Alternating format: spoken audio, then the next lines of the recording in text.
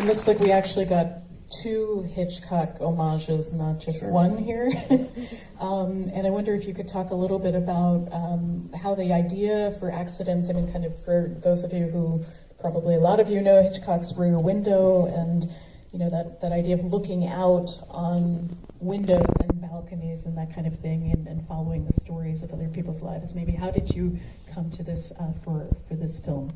Should I start? And I'll hand the mic over to you. Ensign Broderick, the musician, approached Guy and us about working together.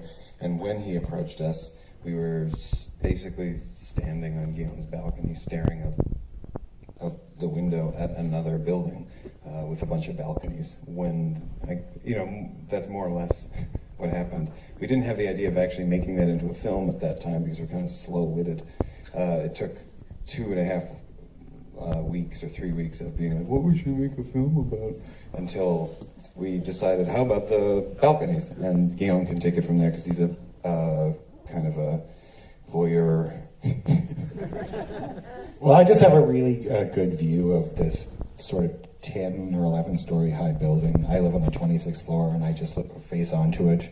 And it's just so fun to watch. There's like every little balcony is a stage with a little boring play happening on it. So there's all these different narratives and they don't relate to each other in any way. No one person on a balcony can see the next balcony. So sometimes there's a comedy going on in one balcony, a tragedy going on in the next.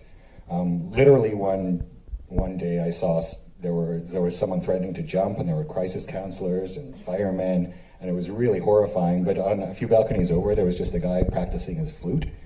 So there's these real like dramatic sort of dissonances between all these different balconies, and we thought that would be fun to play with in a short film.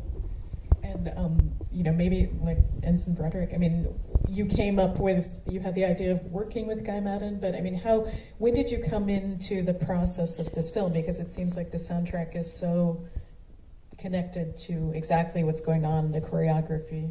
Well, the song was written first, and 3 iterations of it, but I was very deeply influenced by Evan and Galen and Guy's work on Forbidden Room, where they used music as a linear thing, but also as a descriptor for the entire film. So I had 3 songs that were the same song, done in different variations, and I thought it'd be nice to work with them and let them do what they wanted with the music. So we didn't talk conceptually ever. They had the music, and I said, do whatever you want with music to make it support the film. So the song became in service of the film as opposed to anything else. Okay, and Juliet, maybe you could talk a little bit about or all of you, about the choreography and the difficulty of doing this.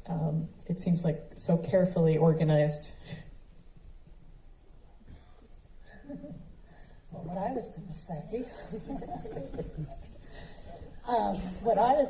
was that the reason it came to me was because Guy sent me an email that said, short film, favor or request.